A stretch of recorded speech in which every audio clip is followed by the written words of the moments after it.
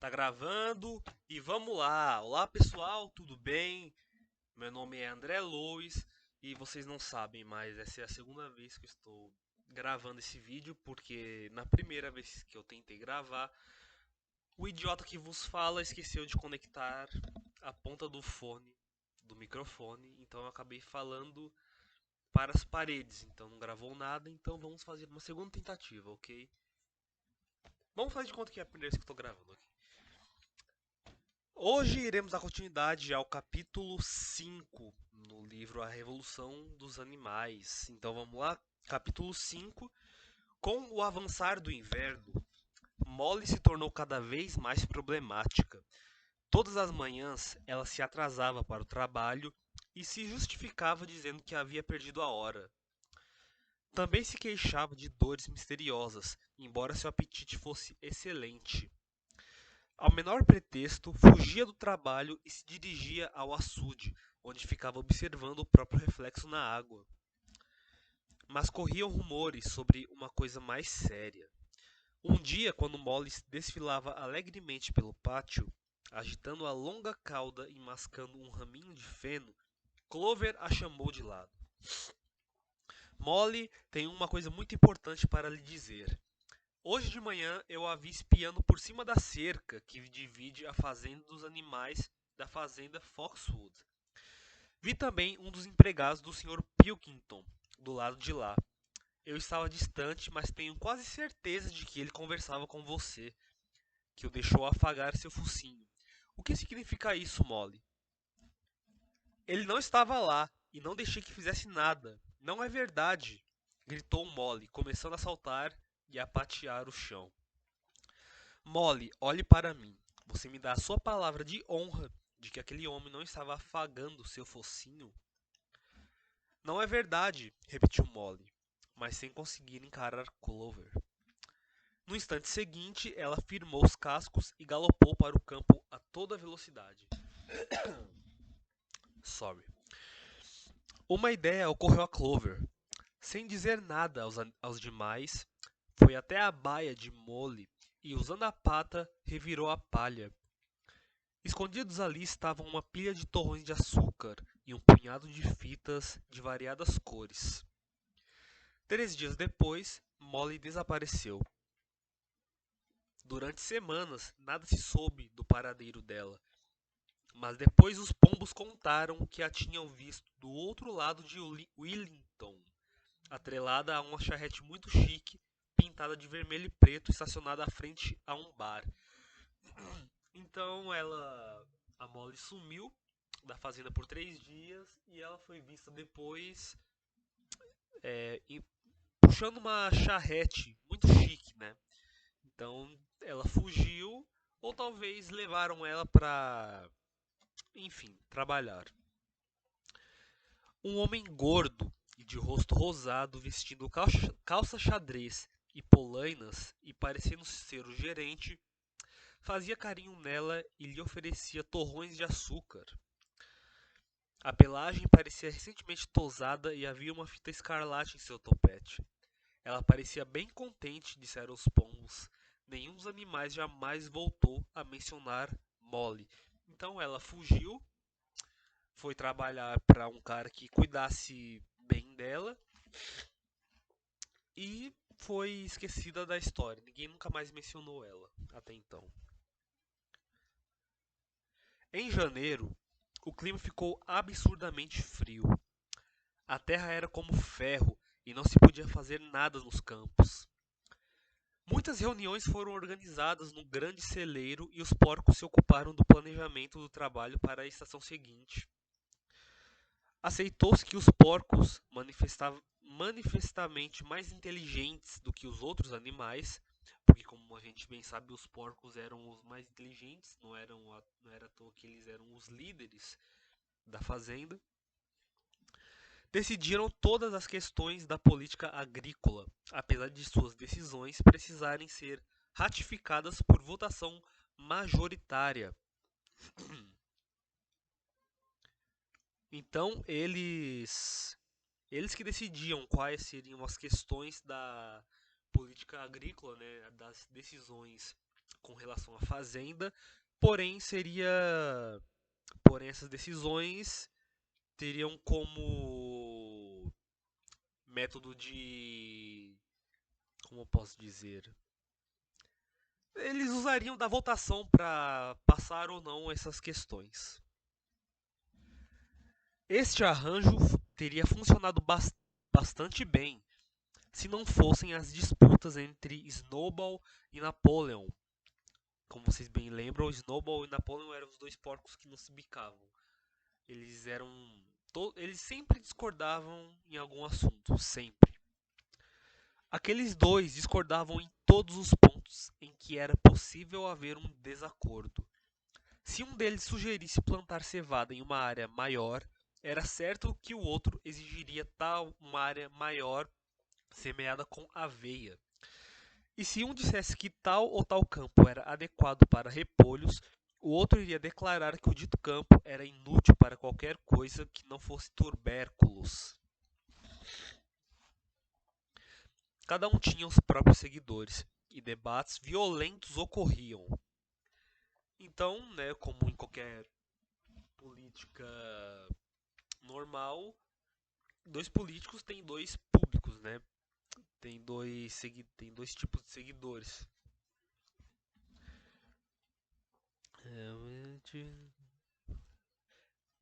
Nas reuniões, Snowball com frequência conquistava a maioria por meio de seus discursos brilhantes. Então, Snowball era um ótimo orador. Os discursos dele conquistavam a plateia, não é? Mas Napoleon era melhor em granjear apoio durante os intervalos. Ele era especialmente bem sucedido com as ovelhas.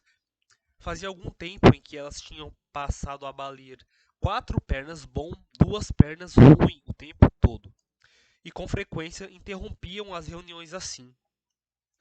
Percebeu-se que eram particularmente propensas a entoar 4 pernas bom, 2 pernas ruins em momentos cruciais nos discursos de Snowball.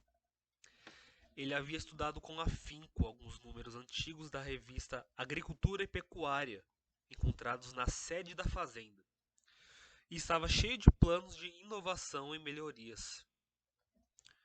Falava com conhecimento de causa sobre drenos, silos e resíduos, e havia desenvolvido um sistema complexo para que todos os animais despejassem seus excrementos diretamente nos campos, em um lugar diferente a cada dia, para poupar o trabalho do transporte até lá.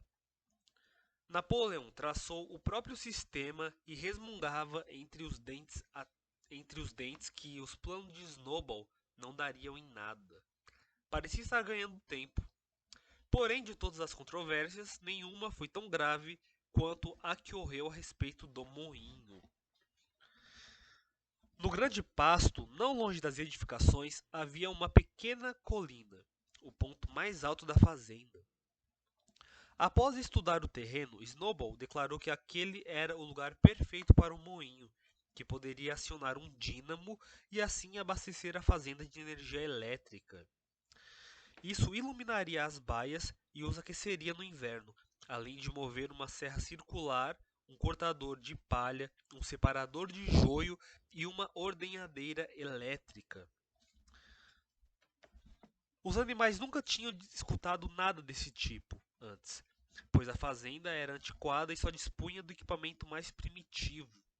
E ouviram assombrados enquanto Snowball invocava imagens de máquinas fantásticas que trabalhariam no lugar deles, enquanto eles pastariam com toda a calma nos campos ou aprimorariam as mentes com leituras e conversas. Então ele queria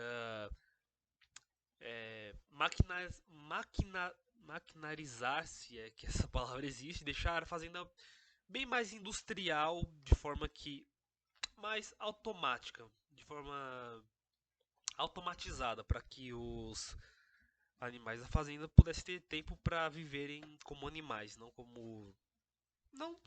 para ter o seu lazer e não para trabalhar, não é? Em poucas semanas, os planos de Snowball para o moinho estavam totalmente elaborados. Lembrando que esses planos para o moinho eram de Snowball. Eu quero que vocês lembrem disso, são detalhes que serão importantes daqui para frente. Os detalhes mecânicos saíram principalmente dos 3 livros que tinham pertencido ao Sr. Jones. 1000 coisas úteis para fazer em uma casa, Todo homem é o próprio pedreiro e Eletricidade para principiantes. Snowball usou como escritório um abrigo que antes tinha servido de incubadora e cujo piso de uma madeira macia, mas era muito adequado para receber desenhos. Ele passava horas fechado ali, com os livros mantidos abertos por uma pedra e com um pedaço de giz preso entre as articulações da pata, porque um porco tem uma pata. Vocês sabem qual é uma pata de um porco. Imaginem um pedaço de giz de escola no meio da pata de um porco. Eu quero que vocês tentem imaginar essa cena. Snowball se movia depressa de um lado para outro, desenhando linhas e soltando pequenos guinchos de excitação. Pouco a pouco, os esboços se transformaram em uma massa complicada de manivelas e rodas dentadas que cobriam metade do chão, um resultado que os outros bichos achavam totalmente incompreensível, mas muito impressionante. Então eles não entendiam nada do que o Snowball estava fazendo, mas achavam incrível. Todos eles iam espiar os esboços de Snowball ao menos uma vez ao dia. Até as galinhas e os patos iam, e muito precisavam se esforçar para não apagar as marcas de giz quando andavam, porque as galinhas andam ciscando, né? E os patos também, como vocês bem sabem, e pode acabar apagando as marcas de giz no chão. Só Napoleão se mantinha distante. Então todos, com exceção do Napoleão, que era o outro porco, todos eles visitavam para ver o que o Snowball planejava, não é? Havia se declarado contrário ao moinho desde o início. Então Napoleão, desde o começo, não concordava com essa história de moinho, ele era contra. Um dia, entretanto, chegou de modo inesperado para examinar os desenhos. Andou gravemente ao redor do abrigo, observou de perto cada detalhe dos planos e fungou de desprezo uma ou duas vezes. Depois ficou parado um instante, contemplando o projeto com o rabo do olho. Contemplando o projeto com o rabo do olho. É tipo olhando assim de canto, sabe? Não querendo olhar, mas olhando, sabe? Por fim, de repente levantou a pata e urinou em tudo e partiu sem dizer uma palavra. Então ele cagou e andou, né? Ele mijou e andou, né? Seria o certo. A fazenda inteira ficou profundamente dividida quanto ao assunto do moinho. Snowball não negou que aquela seria uma tarefa desafiadora. Eles precisariam carregar pedras colina acima para a construção dos muros. Depois teriam de produzir o tecido das pás e em seguida haveria necessidade de dínamos e cabos. Aí eles abrem parênteses. Como eles seriam arranjados, Snowball não disse. Então ele tinha o objetivo do plano, mas não tinha como alcançar esse plano. Mas o porco sustentava que tudo poderia ser feito em um ano. E após isso declarou: tanto trabalho seria poupado que os animais só precisariam trabalhar 3 dias por semana.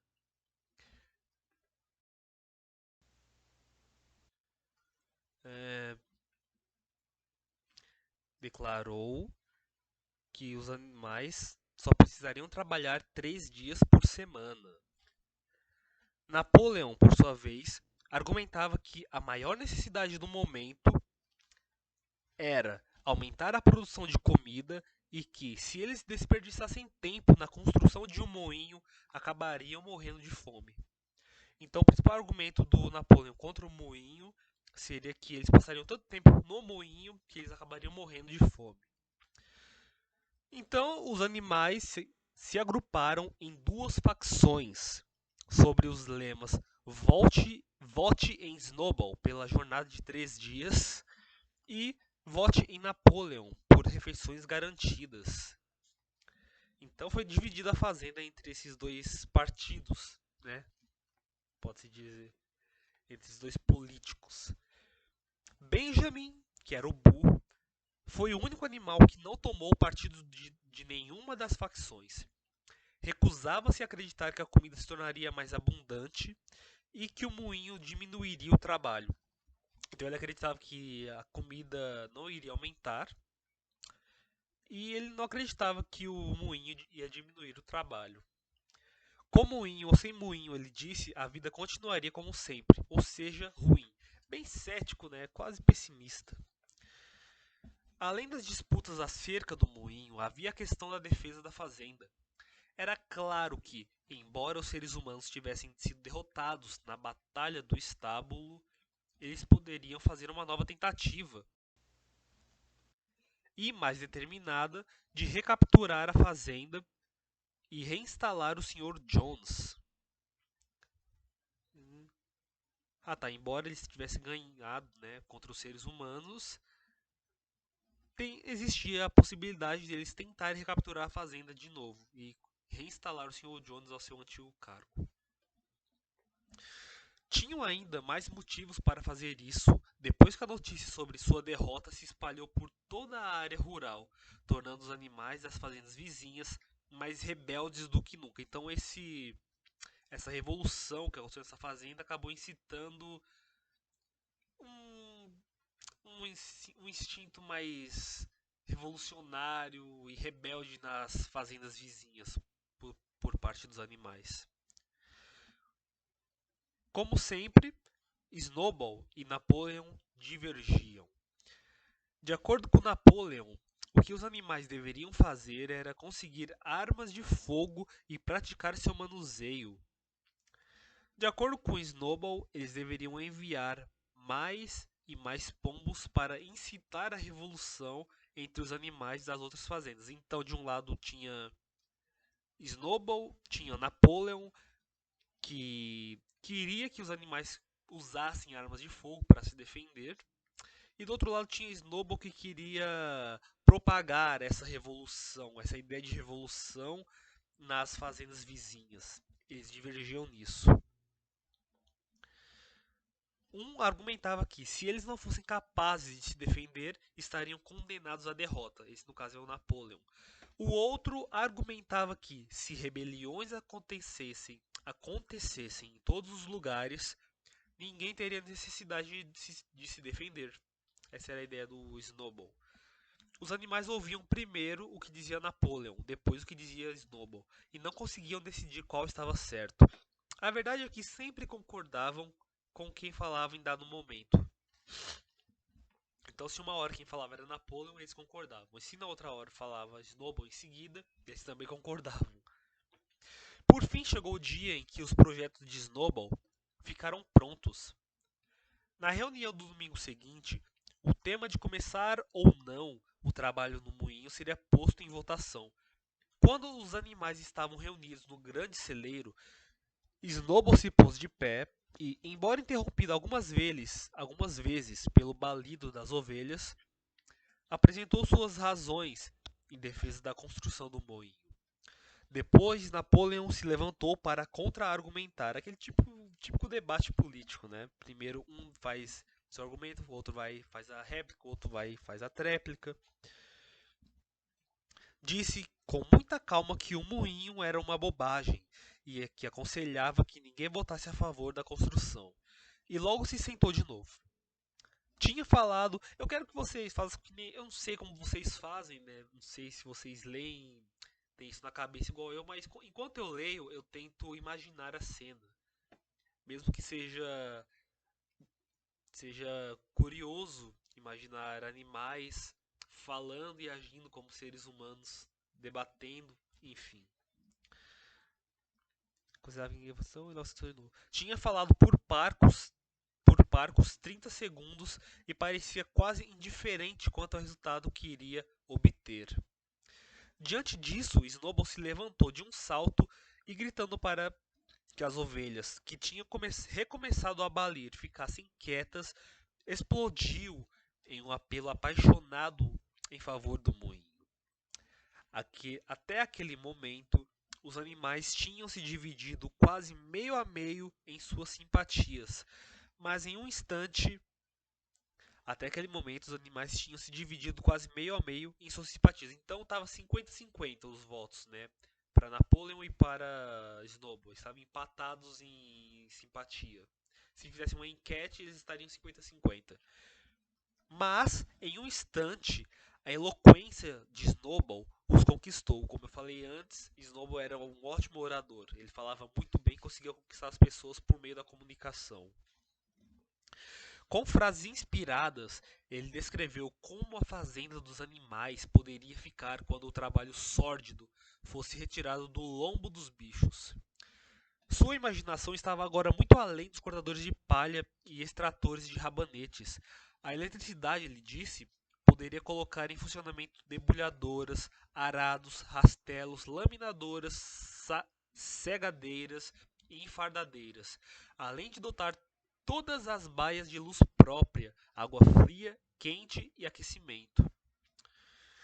Quando ele acabou de falar, não restava dúvida sobre como seria a votação. Mas bem nessa hora, Napoleão ficou de pé e, olhando de soslaio para Snowball, eu não sei como é o olhar de soslaio, eu não sou tão intelectual assim, né? Soltou um guincho agudo de um tipo que ninguém ali ouvira antes. Com isso, chegou lá de fora um latido horrível e 9 cachorros enormes, usando coleiras com taxas de metal, entraram correndo no celeiro. Partiram diretamente contra Snowball. Eu quero que vocês. Não sei se vocês se lembram das cachorras que deram. Que deram cria a alguns filhotinhos lá no início dos capítulos. Não sei se vocês se lembram. Aí Napoleão pegou esses filhotes, levou para um lugar para criá-los e agora estamos vendo o que aconteceu com eles. É, tá. Partiram diretamente contra Snowball, que mal teve tempo de fugir de seu lugar e evitar as mandíbulas que se fechavam. No instante seguinte, ele partiu, com os cães em seu encalço. Surpresos e temerosos demais para falar, os animais se reuniram junto da porta para assistir à perseguição. Snowball corria pelo grande pasto que levava à estrada. Corria como só um porco consegue correr, mas os cachorros estavam em seus calcanhares. De repente ele escorregou e parecia inevitável que fosse apanhado. Mas então se levantou e correu mais depressa do que nunca. Mas em seguida os cachorros ganharam o terreno e se aproximaram mais uma vez. Um deles chegou a fechar os dentes no rabicó de Snowball, mas o porco o sacudiu e desviou no último segundo. Então fez um esforço extra e ao conseguir uma vantagem de poucos centímetros, enfiou-se em um buraco na cerca e não mais foi visto. Resumindo, o único recurso, como Napoleão viu que não conseguiria ganhar do Snowball por causa da comunicação dele e por causa do discurso dele, ele pôs o Snowball para correr, literalmente, né? Pegou os cachorros e soltou os cachorros. Soltou os cachorros mesmo para cima do Snowball e o pôs para correr e ele fugiu, né? Silenciosos e apavorados, os animais retornaram ao celeiro. Logo depois, os cachorros voltaram. Primeiro, ninguém conseguiu imaginar de onde aquelas criaturas tinham surgido, mas não demorou para que a dúvida se resolvesse. Eram os filhotes que Napoleão tinha tirado das mães e criado em particular. Apesar de não estarem ainda totalmente crescidos, os cães eram imensos e tinham uma aparência feroz como a dos lobos. Eu fico imaginando que raça será esses cachorros. Que raça seria? Será que eram Rottweilers, talvez? Era como a dos lobos. Será que era Huskies, talvez? Mantiveram-se perto de Napoleão. Observou-se que abanavam o rabo para ele do mesmo jeito como os outros cachorros costumavam fazer para o Sr. Jones. Então, do mesmo jeito que os cachorros abanavam o rabo para o Sr. Jones, esses mesmos cachorros abanavam o rabo do mesmo jeito para Napoleão. Napoleão, acompanhado dos cachorrões, subiu então na plataforma elevada onde Antes, Major havia se posicionado para fazer seu discurso. Anunciou que, dali em diante, as reuniões das manhãs de domingo não aconteceriam mais. Eram desnecessárias, ele disse, e um desperdício de tempo. No futuro, todas as questões relativas ao trabalho na fazenda seriam decididas por um comitê especial de porcos, presidida por ele mesmo. Eles se reuniriam em privado e depois comunicariam as decisões para os outros. Os bichos ainda iriam se reunir nas manhãs de domingo para saudar a bandeira, cantar Animais da Inglaterra e receber as ordens da semana, mas não haveria mais debates. Então ele virou o líder totalitário, né, o único líder possível, tudo se passava por ele decidia tudo e não haveria mais debates. Ou seja, o que eu falo é lei. E se você não gostou, os cachorros irão cuidar de você. Apesar do choque que a expulsão de Snowball havia provocado, os animais ficaram desanimados diante do anúncio. Diversos dentre eles teriam protestado se tivessem conseguido encontrar os argumentos certos. Até mesmo o Boxer estava vagamente perturbado. Jogou as orelhas para trás, agitou o topete algumas vezes e tentou dominar seus pensamentos, mas acabou não conseguindo pensar em nada para dizer. Alguns dos porcos, porém, eram mais articulados. 4 leitões na fileira da frente verbalizaram guinchos de desaprovação.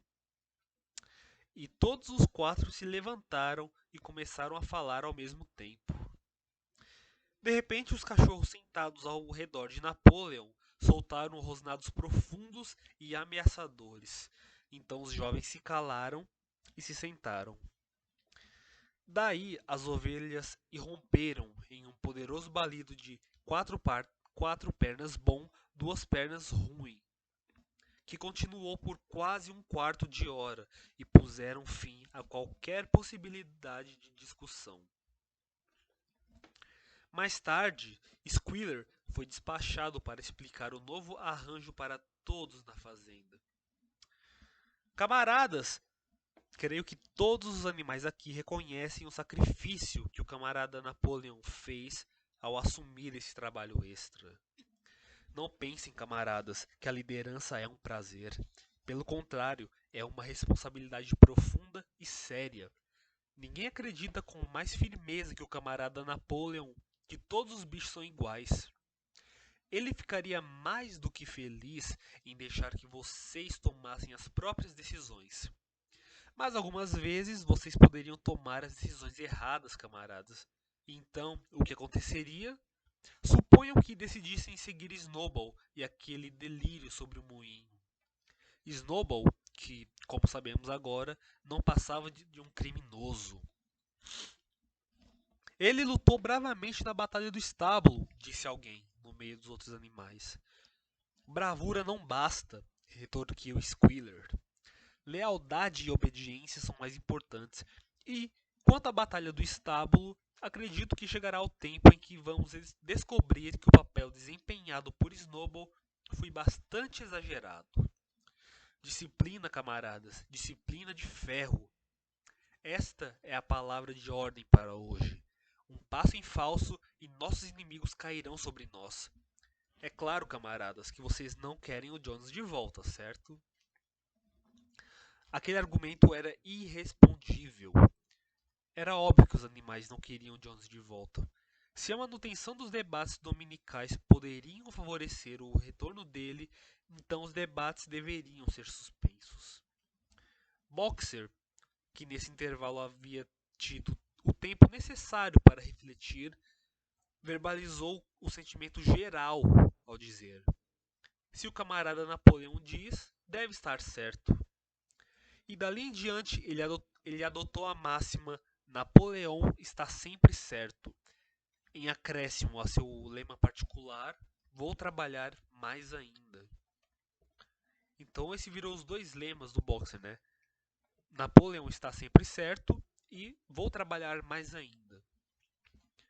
Àquela altura, o clima tinha melhorado e o cultivo da primavera começara.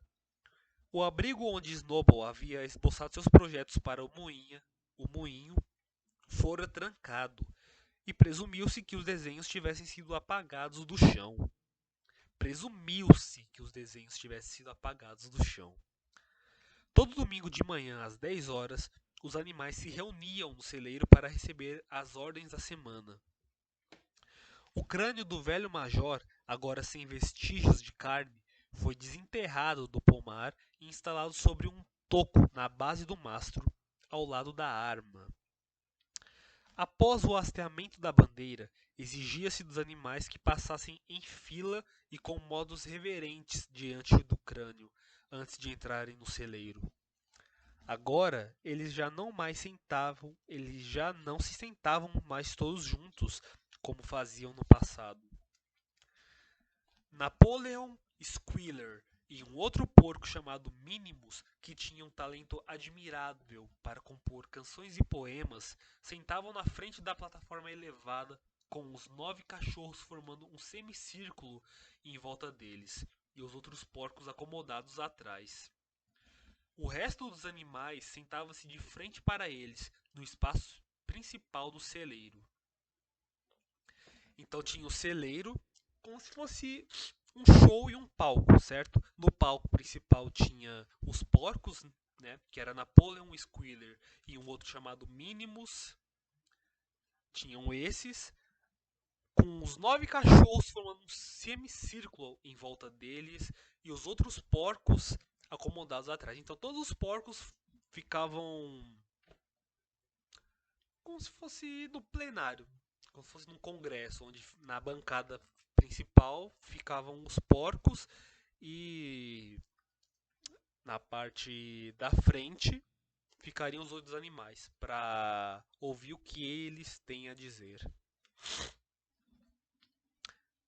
Napoleão lia as ordens da semana em um estilo militar áspero, e depois de cantarem Animais da Inglaterra uma única vez, os animais se dispersavam. No terceiro domingo após a expulsão de Snowball, foi com grande surpresa que os animais ouviram Napoleon anunciar que o moinho seria construído afinal. Ele não apresentou nenhum motivo para ter mudado de ideia. Simplesmente informou os bichos que a tarefa extra significaria um trabalho bastante árduo. Talvez, inclusive, fosse necessário reduzir as rações. Os planos, no entanto, estavam totalmente feitos, tudo contemplado até o último detalhe. Um comitê especial de porcos havia se debruçado sobre o projeto nas 3 semanas anteriores. Estimava-se que a construção do moinho, enriquecida por várias melhorias, levaria 2 anos. Naquela noite, Squealer explicou em particular para os outros bichos que Napoleão jamais fora de fato contra o moinho. Ao contrário, o defendera desde o começo. O plano que Snowball havia rascunhado no chão do abrigo, alegou, fora roubado dos documentos de Napoleon.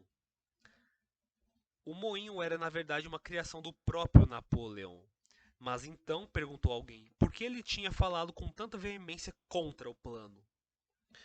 Squealer fez uma expressão astuta e respondeu que ali estava a perspicácia de Napoleon. Ele parecera se opor ao moinho simplesmente como manobra para se livrar de Snowball, que tinha um feitio perigoso e era má influência.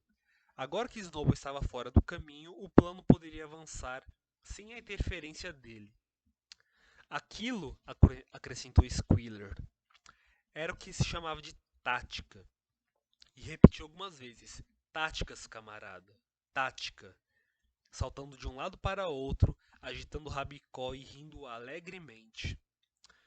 Os animais não sabiam muito bem o que aquela palavra significava, mas Squealer falava de um jeito tão convincente que os outros acabaram aceitando a explicação sem mais questionamentos. Bom, então esse vídeo ficou um pouquinho mais longo, né? Até porque é um capítulo um pouquinho maior do que o anterior. Espero que vocês tenham gostado, né? Tá começando agora as intrigas na Fazenda dos Animais. E obrigado a todos que assistiram, que ouviram, e até o próximo capítulo.